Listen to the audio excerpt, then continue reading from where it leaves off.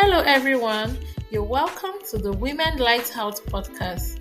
This is a community for purpose driven women who desire to live their dreams and aspirations. Our mission is to inspire you to live your dreams one day at a time while serving as a beacon of hope and guidance. We will be addressing various issues related to womanhood. Join me as we explore our journey of life together. I am your host, Women Hamilton. The final quadrant for me will be the giving part, how to give. With the way that the country is, and we women and men, everybody needs support system.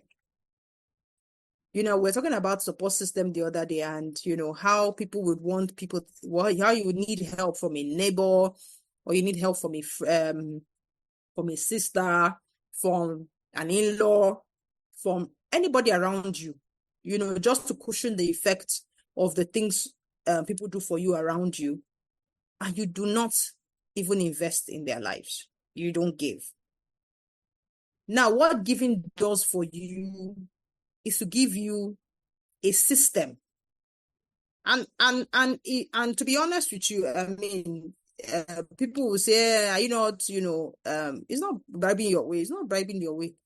I would say it is sowing seeds. Yeah, I would call it sowing seeds. And very, very important. The least little things that you do for people, endear them to you, to say when you need help, I need somebody who would do X, Y, Z. I had a friend of mine, we were going somewhere, and she had a flat tire. She called one person, 10 people appeared. 10, I'm not joking, 10 people appeared. In fact, they even brought a car for us to go to where we're going to, so that they will handle the issue with the car and bring it to her. So don't even stand on the road. That's what giving does. You will call up somebody you can call up somebody in the middle of the night. The person picks your call because the person feels, not that the person feels indebted to you, but the person has been impacted by you. How many people do you impact? And when we say giving, it doesn't have to be money. It doesn't have to be money. We have to learn that culture. It's an investment. It's part of the quadrant, yes, of wealth growing. It's part of it. The time, your service, whatever it is, that you give to people, the support, you attend people's events when they call you, you show up there, you are there for people, all of those support systems. Tomorrow you need something. And it might not always be money. It might just be an idea. Like I said to somebody, like I was saying to you, I said, gather 3 friends, people that put them in one room and say, please, it's time for me to take my business to another level. I need ideas. I need independent ideas. I need people who will be brutal and tell me the truth. How do you get those people? This is part of it. For people you have not made any impact in their life, how do you want to start calling them to say, come and have 5 minutes and help me with my business? So in wealth and in wealth growing also, this is important. Very, very important. Very important. Take out time also. When I say all of this, even to give to people, have a culture, even in your family, where you take out to even how much a packet, 3 cartons or 4 or 5 cartons of Indomie tissues. Just take out basic things that that motherless baby homes will need. Get a few people together and go. People do their birthdays and they throw out a big parties. There are certain small things that you can do. Give. I'm not saying give for the public, but just give to be able to give. It's a culture that is very, very that is lacking in this day and age, because everybody seems to say, where am I giving from? With the little I have, even with the little you have. Because those things are things that leave impact in people, no matter how small it is. We need to have that culture. Have the culture of creating a legacy, even with the little that you have. The legacy is very, very, very, very important. When I say legacy, these are things that come up. That's where insurance comes up. That's where a will comes up. That's where, a trust comes up. And people are like, I've not made it big, big, big, big, and you're already telling me, oh yes, even insurance. Because that, God forbid, the day that your car will have that accident, you will bring out the money that you don't have. Oh, you bring it out. Or anything burglary happens to your home, you will bring out that money. Meanwhile, you can have an insurance cover of 20,000 naira for everything inside your house. That is at least 2 million, within the mark of 2 million. It's important that some of these things. I had a seminar one time, and there was this man that brings in Italian shoes. He's a Muslim, and he brings in Italian shoes. He had one very small place in one plaza. It's a cutout, that's where he sells. He actually works in the public sector. And so it was in this seminar in the public sector that we're talking about this. And, he mentioned that, oh, he had that. I said, okay, insure it. Oh. He said, insurance company these days. No. I said, no.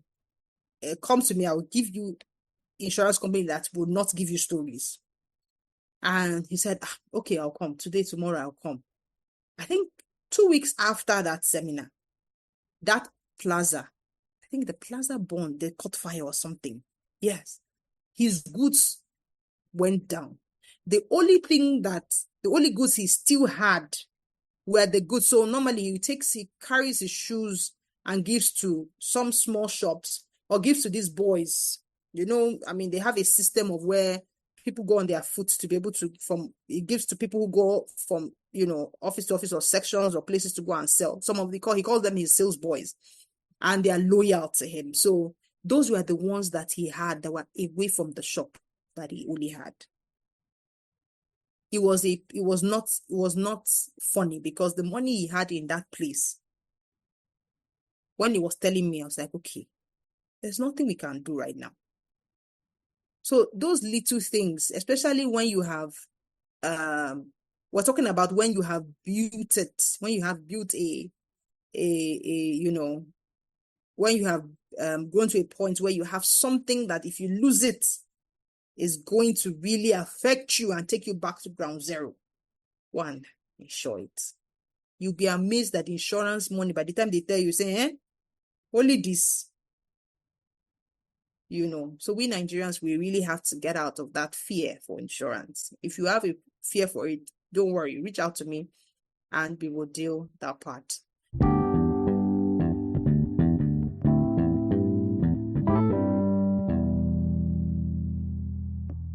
I'll just talk about debts, which is a lot that, there's nothing wrong with borrowing if you have the means to pay. And when I say this, nothing wrong with borrowing for your business, but you have to have drawn out a plan and keep to that plan. I've had people I know that have booked loans for, and they have grown their business to another level. It will bite you. It will twist your hands. But if you have the mentality, you actually have the mentality of using that money to grow your business, it will grow. It will grow. I've had people close family friends who bought machines, equipment, for tons of millions with loans. And after 3 years, they could breathe again. Or after 2 years, some people, every month they're paying this amount, they're crying, but their business is growing. So you cannot, if you're not disciplined, that's where the challenge is. But if you have it, before you borrow a loan, draft out a plan. Otherwise, you see yourself take money that you can't pay back, and before you know it, your business comes to zero. And then don't start up with the small money. I had a friend of mine who he traveled on student visa. All this thing, when you go there, you open an account, they will tell you can take loan. Say they disturbed him. It's okay. Small money. That's what they gave him. He took the small money. He said he went into one of this, he went to found a place where you can buy shirts, t-shirts, trousers, When he was buying, he said, this money I'm using for this loan I'm using for this thing. Okay, you know what? He called his siblings. I have clothes I want to send. You sell them for me, you give me the money, and that I will now invest. Let's do clothes business. That's how they started. He's a lecturer in Lagos Business School as at now. So he went. He bought the first one. He sent the clothes down. They gave him money, returns. Hey, say, this money makes sense. So he paid back the loan. The bank again came to him. This money, we can give you another one. He said, okay, but we can make it higher because of your credit rating. They gave him. He bought more clothes. He sent it. Shoes, added shoes. Sent it where he could get it for affordable prices. Sent it back.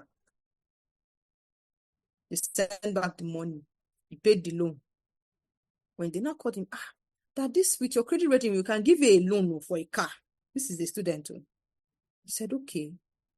Loan for a car. He said yes. He got the loan for the car. I think he still had some money still left. He used it again. By then, the money for the clothes has been growing. The business is growing. It's paying off. He's still making profits. He's adding more and all that. Next thing, he bought it. As a student, next thing, the bank called him and said, you know what? We can give you a mortgage as a student for a house. This is what you'll be paying everything. He looked at it, said, okay, this is what I make from here. This is what I make from here. Will I be able to? As a student, he bought a house. He's back to Nigeria, but that his house, he said he sold it. The amount he sold that house was able to make him start anything he wanted to start in Nigeria by the time he came back.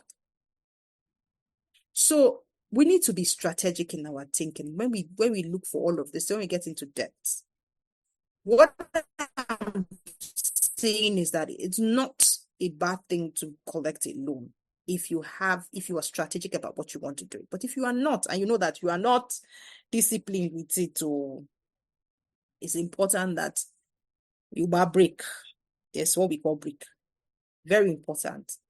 And then if you're already in debt, nothing to kill yourself about. You need to sit down and make plans about how to settle those debts. Important, first of all, to engage the people that you're in debt with. Sit down and itemize how much is it that you're in debt with. This amount, this amount, this amount, this amount, this amount, this amount. And put a timeline to settle them. It's important to start with just a minute. It's important to start with the big debts. The ones that are big. Very important to start with debts that are big. Break them debts. Itemize them. Plan how to settle them. You say monthly, I will be giving this amount. And settle them. Once you have done that, it's also important to engage the person that you are owing with to have an understanding. Because you see this thing about debt, you will not have peace. The people around you will not have peace. Sometimes you feel like you're having high blood pressure. So it's very important, especially if you have a family, to live for your family. Break down your debts. You can be strategic about it. Big ones, okay, find a way. These are the big ones. This is what I'll be doing every month. I'll be putting this aside. I don't know how to settle this. It has been a long time. Please, can I pay you this amount every single month? With a compromise. Better nothing than something so that the money can be going, reducing for me. Then for the smaller or the middle ones, once you are settled with the big ones, then you can be able to now start settling the middle ones. The ones that are, average or on the next level. You know what is big debt for you. You know what is the second layer. You know that based on the debt hierarchy that you have. And then you can settle the second level of debts. Because once the big ones are off, there's a piece that you seem to have, you will start having. Second level of debt, is something that you can cover up. You can also have a time frame for those ones and say, okay, since the monies or the expenses or where the source of income for the places where you sorted the big ones, you can use them to cover up for the small ones, for the medium ones and the small ones all together. But it's important that you engage the person that you're indebted to, and also important that you split them out. Important that you split the debts. Important that you split the debts into levels, or into based on the amount, so that way it's easier in chunks to attend to. Otherwise, if you're in debt already, so if you want to I wanted to say that the income that you have, if you could cater for the debts, you won't even be in debts in the first place. So it means that the income that you have is certainly not going to cater for the debts, and also leave something on the plate for you to run the period with. So that's why an arrangement needs to be made. Very important. That is more for the peace of mind, because most times if you don't settle your debt, you can't even start up or take up projects, comfortably. So that's very important. We talked about having a budget, sticking to the budget, and those budgets help you to understand what projects you can take in when you have an income and outcome, and then set targets for yourself. There's nothing wrong with my husband and I. We set targets for ourselves. We look at our budget and we see that after we have created our budget, we have a deficit of this amount. He gives himself a target, I take a target. Sometimes the children, we give them a target. That's when you see them, they start creating businesses. At their age, they start creating businesses. Yes, being 16, being 15 is not you're not a child. They start to create businesses. I want to do this. I want to sell it. I want to be able to this. I want to edit this. I want to make this. I want to, so they're looking for things. I want to do anime. I want to, they're looking for stuff to do, that would, create for them. It's not because we need the money, we need their money, but it gives them a sense of belonging to say, I too have responsibilities. So we like I said, we set our own targets, and that's where that's not within our it's not within our income what comes in. So we now have to tell ourselves that we have to find a way to. I start to think, how do I meet this target? How do I do this? So if I go out and someone says, can you do this? And I say, yes, I can do it. She says, okay, this is how I'll pay you. Once they pay me, I know what the money is going to be used for. I'm not thinking of going to buy hair or going to buy 1 million naira dress. I'm saying to myself, this thing is for that project, because we have set to have a project. And that's how families grow. You don't have to be all over the place, but you see a family grow geometrically from one level to another. You're wondering, it's no big, it's just working as a team, in synergy. Even if you're not married, you're a single person, people just see you progress and they're wondering. You can wake up one morning and decide you want to go to this place or this country, and people are wondering how you're doing it. It's because you're strategic. You have a budget, you're keeping to it, you have a target, your deficit, that whatever money comes in extra apart from your normal income, you already know where you're plunging it into. So it's important that we are really strategic if you really want to go financially. You can have an education trust. When we talk about an education trust, we're talking about you have children that you want to plan for their future. So I walked into a client's place. We're talking about, all of this, wealth, we're talking about wealth conversation. And I'm her wealth advisor. She said to me that she's 40. And at 40, her friend lost, growing up, she said at 40 years on the dot, her friend lost her mother. And one of the things that she noticed was that their lifestyle did not change. The children were still going to school. They were still doing what they ought to do. And, going to one of the best schools, they were still, it was as if nothing happened. And so she said to herself that it was growing up, she understood that, her friend's mother did a trust for the children. And she said to me that, I'm 40 and I haven't really done anything for my children. I don't know if anything happens to me. I don't know if, I don't want my siblings to share them because there's nothing, available. There's nothing for the children, there's because I didn't keep anything for the children. I don't want their schools to be changed. I don't want, their lifestyle to just go down, and I don't want the children to abuse me for life. That, and all of that. So we had to do an education trust, for her children. What that entails is that, okay, I want to set aside this amount of money, and then put it for the children in trust for their education. I can't use it for anything but education. Nobody can come and take out of it. The company managing the education trust will pay straight to the school. Well, it doesn't have to also have that objective. It also means that, I can still be alive and I just want to set up something. Maybe I do contracts and, my money comes in lump sum, once in a while. And I want to be able to pay for the children's school fees, even when I don't have anything coming in.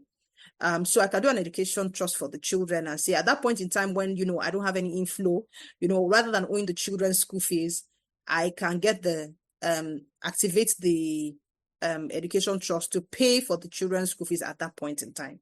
Now, there are people that say, okay, I want to take my children out of the country, and when they get to that age of university, they can decide to activate an education trust, and build that education trust for their children. And say, okay, you know what? I'm going to put in something aside. I want them to go outside the country. So I'm going to do a dollar fund education trust. That can also be done for the children. And so you are saving in dollars rather than naira, and those school fees will be paid. Now, the money is being invested. What's it being invested? It's invested in fixed income instruments, and locked down there, for your returns, for you to have returns. So when you get to open an education trust, they will tell you the returns that comes with the education trust, and then you're able to know, all of that. Yeah. And education trust is held per child. So you open an education trust for per child. And in case you don't get to use it, so the funds at that point in time of maturity is actually, given back to you. But otherwise, before then, you can't wake up and say, you know what, I've changed my mind, and all of that. If this is what you locked it in for, is locked in there for. And they will give you the tenor, all of those details will be stated there so that you know what period how long you're locking it there for. That also helps. That also helps, yeah. In that bit. Yeah, so people also can put, even their properties in trust. You can also that's an investment, putting your properties in trust that, if anything happens, this should be given to XYZ, so the company can hold all of those properties in trust for you to say, if anything happens to you, this will be given to XYZ, and it is written clearly. It's different from a will. It is written clearly. And it really doesn't have to be a family member that you're giving it to. So Euro bonds are, it's almost the same thing with the normal bonds. Sometimes, the Euro bond is, how will I put it now? I'm trying to give an example. It's not always in the market. The Eurobond is not always in the market. It's something that, a investment house can float for a period. We have Eurobonds for sale. It's the same thing with how bonds are being done. So bonds are not readily in the market. There's a period where you come and say, okay, we have bonds for 1 year. We have 3 months bonds. Federal government comes up and say, okay, there are bonds. So the investment house just comes in and say, there's bond for this period of time.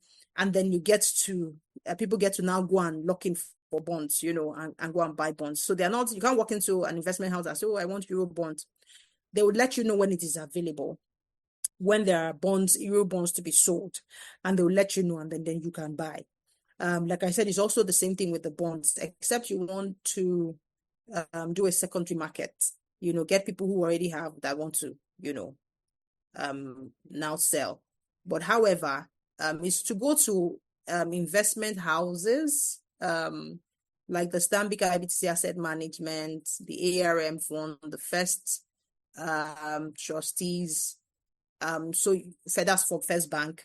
You can go into any of them and then make inquiries. Oh, this is what I want to do. I want a Euro bond, or I want a money market, or I want a, So it's very, I mean, it's actually something that you can walk into and then deal. When bonds come out, they tell you the rates at that point in time. This is the rate, and this is the return. This is the returns, and this is the period that you lock in for. So, I mean, it's not like, oh, you say, they're not all fixed to say you can get bonds only at this particular, rates. Once the rate comes out, once the bond comes out, they tell you the rates at which you can get them. And they let you know the tenor of maturity. So all of those information are being determined. Yeah. So if it's a Euro bond, you get it in euros. If it is a Naira bond, you get it in Naira. So you can't use a Naira to get in Euro, in a Euro bond. So these are questions that people, don't get to ask, or people, when you come in for investment, it's important that you're being properly profiled. All of these things is important. And that's when you go to the US or you go to UK, these are you can't walk into an investment place. You always come on appointment. That appointment is where they profile you. You have a conversation. I want to buy money market. Okay, what you want to use it for? It's your money, yes, but they need to profile you to make sure that what you're asking for is what you need. Because if you're asking for what you don't need, at the end of the day, you're not satisfied. You feel that investment is a scam, or does not make it, or is not worth it. So people need to be educated, profiled, explained to. But these days, you walk into a place and people say, I want money market. And they just say, oh, yes, open the fill the form, all of that. No questions are being asked. But really, what's your goal? What do you intend to do? All of that. Do you want to put some here and put some here? These are questions and all of that. So for me, even my clients, I do a simulation. I say, you want to put in this amount of money. This is what you want to do over a period. If the returns is key for you, this is what you would do, and over so. This is fixed. This can be changed. This can vary, and all of that. See how it looks like in the next 6 months, or this is what it looks like. This is the picture you have in the next so and so. And the person says, okay, okay, this looks good. This looks good. Okay, what about this? Explain further on this for me. The client still gets to choose. But you have given him a lot of varieties that maybe what the client was, what you're thinking about might not even be the one that will solve the issue that you want to solve. So it's always very important that, it's like ice cream. When I go to buy ice cream, my children say, Mommy, you never choose your flavors. I always tell the people, choose for me. I mean, you've worked here for how many years? You obviously know the best combo. So, I mean, educates me on what's the best. So now when I go to buy ice cream with my children, they're like, okay, choose what you think is the best. And by the time they taste it, I mean, what I would have chosen, maybe I've not even have been able to pick it. So I just tell them to, and choose. And once they choose, I mean, I always enjoy it. So that's the thing about, walking into an investment house. I mean, let them educate you. Let them educate you on the different forms. In fact, you get to know the ones that you don't even know exist. And you're like, oh, really? Oh, this exists. What's this about? What's this about? Even for knowledge sake, by the time you're out there, you're more educated, and then you have said you feel very well that you have made the right choice, even if it's the same one you wanted to, but you are convinced that you have made the right choice. So thank you, and over to you, my hosts.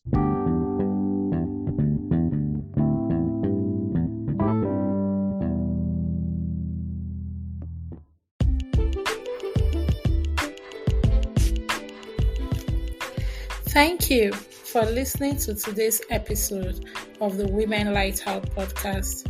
I hope you were inspired to keep taking steps towards living out your dreams. If you enjoyed this episode, we encourage you to share it with other women and leave us a review on our social media platform, which is in the description box. Also, feel free to subscribe to our channel to get notified of new episodes. Till I come your way on our next episode, keep living, keep dreaming. Bye for now.